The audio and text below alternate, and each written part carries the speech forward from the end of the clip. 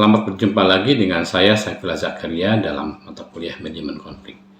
Pada pertemuan kali ini, kita akan coba menjelaskan dan memahami atau manajemen konflik secara umum, yang pada sesi selanjutnya akan kita bahas lebih mendalam mengenai manajemen konflik secara lebih detail.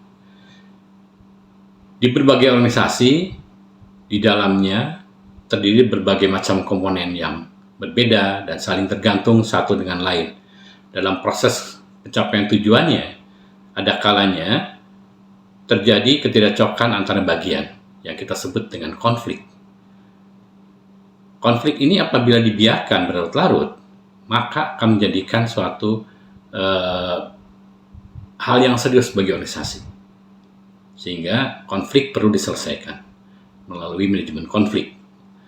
Pada satu sisi yang lain, konflik dalam organisasi selalu dilihat pada sisi negatifnya. Padahal tidak semua bersifat negatif. Apabila ditata dengan baik, diselesaikan dengan baik, bahkan mungkin akan menghasilkan suatu keuntungan bagi organisasi tersebut. Nah, dengan pengantar itu kita melihat bahwa konflik sebetulnya didasari karena adanya manusia atau kelompok-kelompok yang berinteraksi satu dengan yang lain dalam organisasi.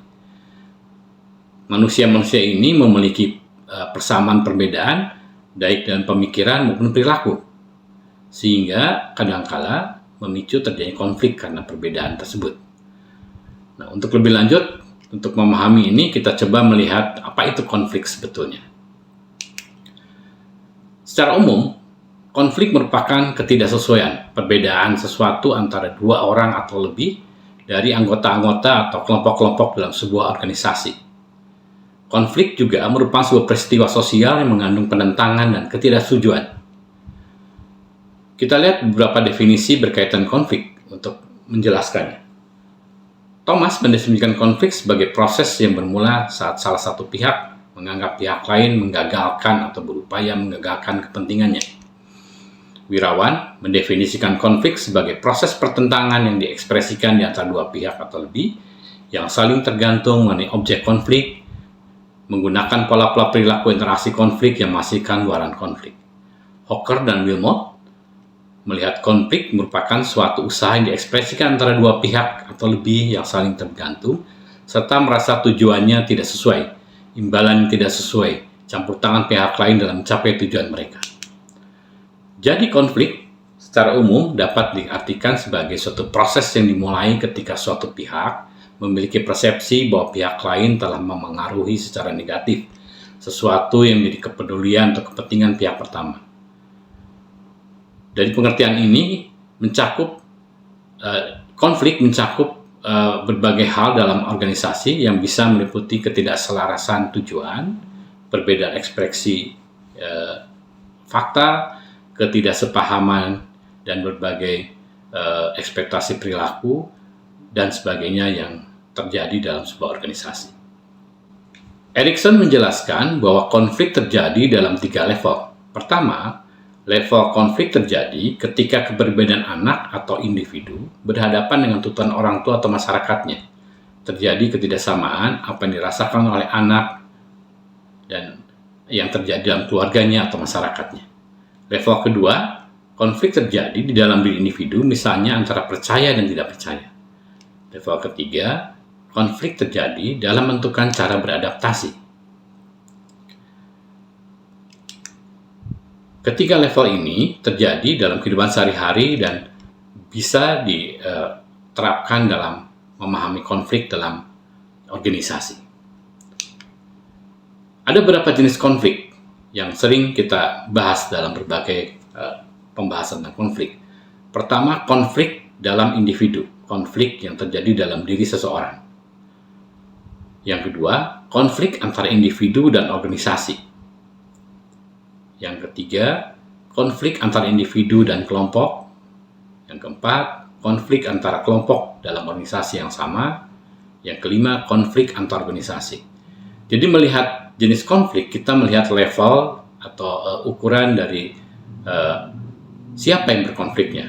Individu, kelompok, organisasi, atau antar organisasi. Beberapa penyebab konflik biasanya kita bisa lihat dimulai dari perbedaan pemahaman tentang suatu permasalahan, adanya perbedaan latar belakang di antara orang yang berkonflik, adanya berbeda kepentingan di antara orang yang berkonflik, adanya perbedaan sudut pandang di antara orang yang berkonflik, dan ada perbedaan dari kemampuan orang-orang yang berkonflik. Sehingga kita bisa lihat penyebab terjadinya konflik adalah satu, perbedaan pendapat. Ya, karena tadi berbagai perbedaan tadi, terjadi salah paham ya, ketika menghadapi masalah. Adanya salah satu kelompok atau dua pihak merasa saling dirugikan, sehingga terjadi konflik. Ada perasaan terlalu atau selalu sensitif terhadap orang lain, ya, atau mungkin prejudice juga, sehingga ada muncul salah paham yang menjadikan konflik juga. Atau konflik disebabkan oleh faktor-faktor luar, ada orang atau masalah dari luar yang mempengaruhi ke dalam sehingga terjadi konflik yang terjadi di antara anggota-anggota kelompok tersebut. Kita coba memahami beberapa teori konflik berkaitan dengan pembahasan konflik tadi. Yang pertama adalah teori kebutuhan manusia. Menurut teori ini, konflik disebabkan oleh kebutuhan dasar manusia, baik fisik, mental, maupun sosial, yang tidak terpenuhi atau dihalangi oleh pihak lain, sehingga terjadilah konflik. Teori yang kedua, teori identitas.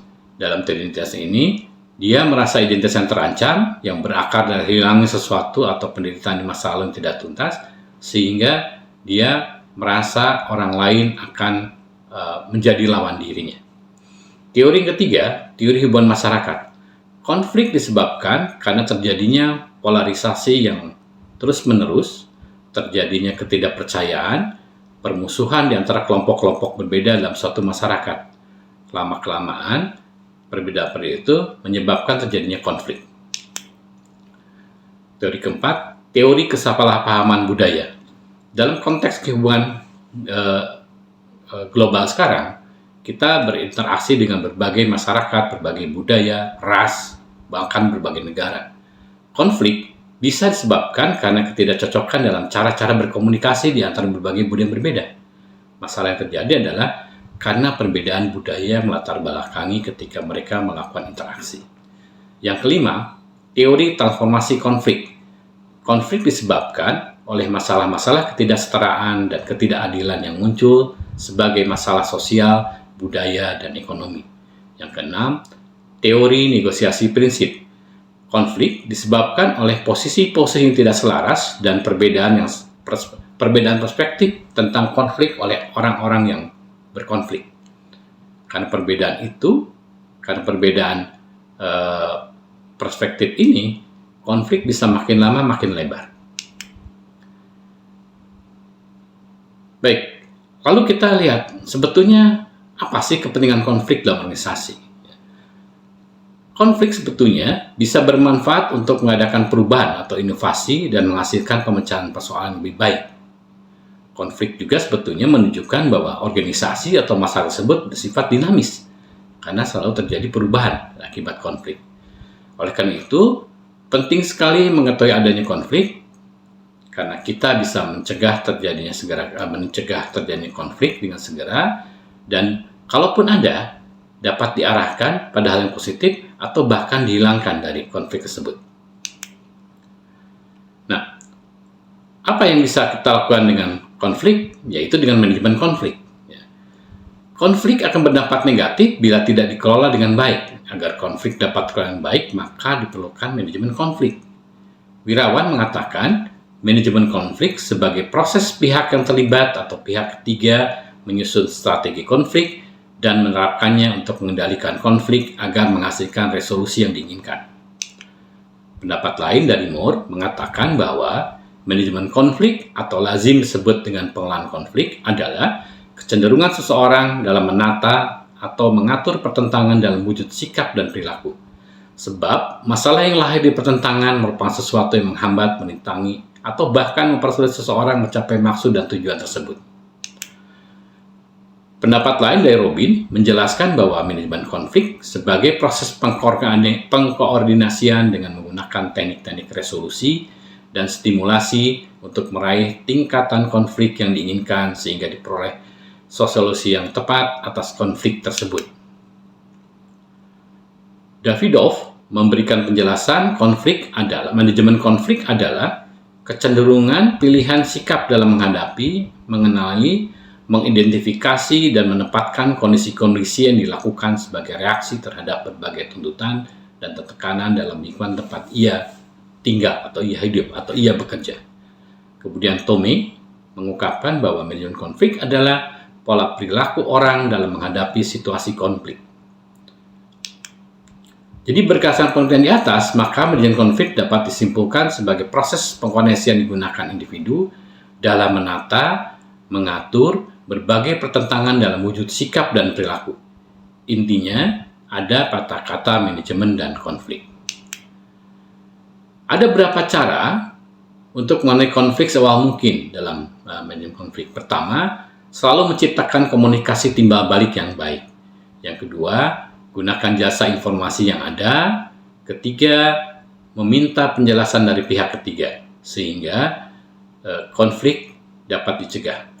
Beberapa pendekatan baru dalam manajemen konflik mencoba mengangkat tentang penyangga atau penengah diletakkan tengah-tengah pihak yang berkonflik. Kemudian membantu pihak berkonflik mengembangkan pandangan lebih baik agar terjadi kesepahaman. Yang selanjutnya, perancang kembali struktur organisasi agar konflik berkurang karena makin terjadi kesamaan pemahaman. Apa sebetulnya tujuan manajemen konflik?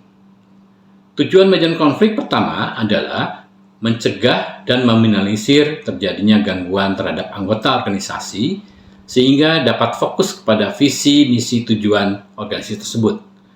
Dengan mencegah dan meminimalisir, maka organisasi dapat berjalan dengan baik. Yang kedua, membangun rasa saling menghormati antar sesama anggota organisasi dengan menghargai berbagai keragaman. Dengan demikian, walaupun beragam, tetapi anggota di dalam organisasi tersebut dapat saling menghargainya.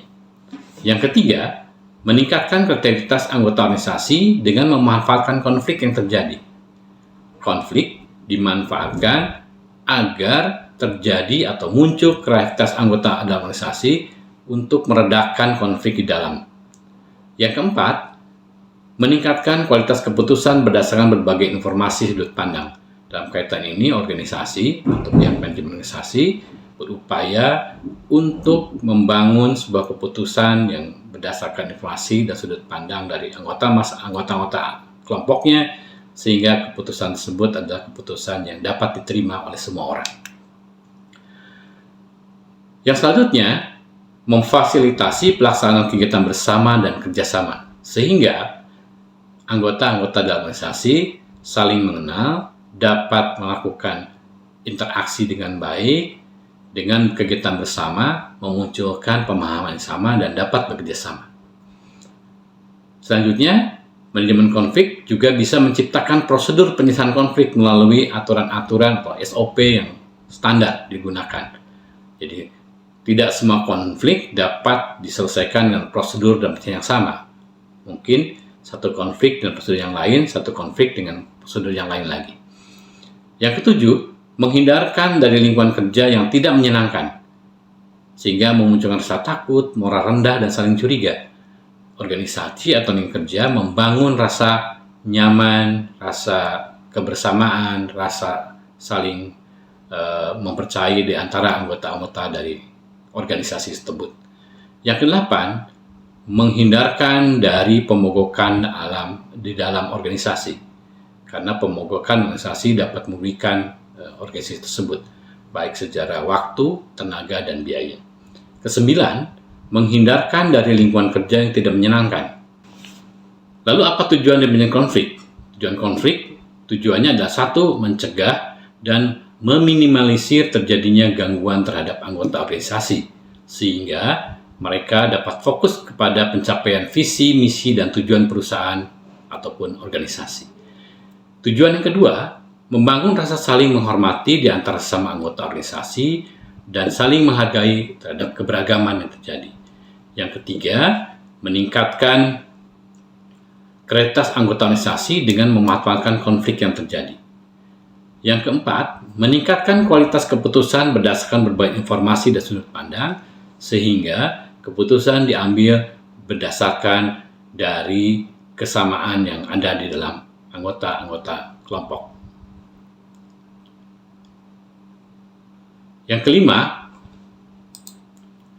memfasilitasi pelaksanaan kegiatan bersama dan bekerjasama. Dengan kegiatan bersama dan kerjasama ini, terjadi kesepahaman di antara orang-orang yang terlibat di dalamnya. Keenam, menciptakan prosedur dan penyelesaian konflik. Setiap konflik tentunya tidak bisa dilakukan dengan prosedur dan yang sama, karena masing-masing konflik memerlukan prosedur yang berbeda pula. Yang ketujuh, menghindarkan dari lingkungan kerja yang tidak menyenangkan, seperti rasa takut, moral rendah, saling mencurigai. Dengan lingkungan kerja yang menyenangkan, maka setiap anggota merasa tenang, merasa dihargai, dan saling menghargai, menghormati di antara sama anggotanya. Kedelapan, menghindari dari pemogokan dalam organisasi, karena pemogokan dapat merugikan dari sisi waktu, tenaga, pikiran, dan bahkan biaya. Kesembilan, mencegah sabotase oleh pihak yang kalah dalam konflik. Sabotase yang terjadi dapat diakibatkan dari suatu konflik berakhir dengan cara win-win solution. Yang ke-10, manajemen konflik digunakan untuk meningkatkan loyalitas dan komitmen organisasi. Karena dengan munculnya komitmen dan loyalitas ini, gerak mencapai visi, misi, dan tujuan bersama dapat berjalan dengan baik. Ke-11, menghindari terganggunya proses produksi dan operasi dari organisasi atau perusahaan. Nah, itu tadi beberapa pemahaman tentang manajemen konflik, tujuannya, dan sebagainya. Akhir kata, kalau kita lihat, maka sebetulnya kalau kita bicara tentang ruang lingkup kajian konflik, meliputi berbagai aspek yang luas karena berkaitan dengan kajian studi ilmu-ilmu sosial lainnya. Jadi bukan hanya satu ilmu, tapi berkaitan ilmu-ilmu yang lainnya. Jika dipahami secara seksama, pusat perhatian manajemen konflik senantiasa berkaitan dengan masalah sosial, terutama masalah ekonomi, politik, sosial, budaya, psikologi, antropologi, dan sosiologi. Oleh karena itu, keterkaitan manajemen konflik dengan ilmu-ilmu sosial tersebut tidak saja dalam konteks rasionalitas dan empiris, tapi juga dalam hal isu, substansi, relevansi, dan implikasi masalah konflik yang terjadi, baik pada tingkat personal, interpersonal, maupun kelembagaan. Dengan demikian, kita bisa menyebatkan bahwa manajemen konflik merupakan proses pengidentifikasian dan penanganan konflik secara bijaksana, adil, efisien, sehingga dapat terbentuk satu keselarasan melalui 3 bentuk pengelolaan konflik, yaitu simulasi konflik, pengurangan penekanan konflik, dan penyelesaian konflik. Pengelolaan konflik membutuhkan keterampilan seperti berkomunikasi yang efektif, pemecahan masalah, dan bernegosiasi dengan fokus pada kepentingan-kepentingan organisasi. Konflik sebenarnya bisa menjadi satu potensi yang baik, fungsional, yang bisa mendorong produktivitas apabila konflik tersebut dikelola dengan baik. Namun demikian, konflik biasanya dianggap sebagai suatu yang negatif atau disfungsional dan dapat mengganggu serta menurunkan produktivitas perusahaan atau organisasi. Oleh karena itulah, perlu sekali kita memahami manajemen konflik. Demikian pertemuan kali ini. Untuk selanjutnya kita akan bahas bagian-bagian yang tadi telah disampaikan dalam pembahasan yang lebih detail. Sampai berjumpa lagi di dalam pertemuan selanjutnya.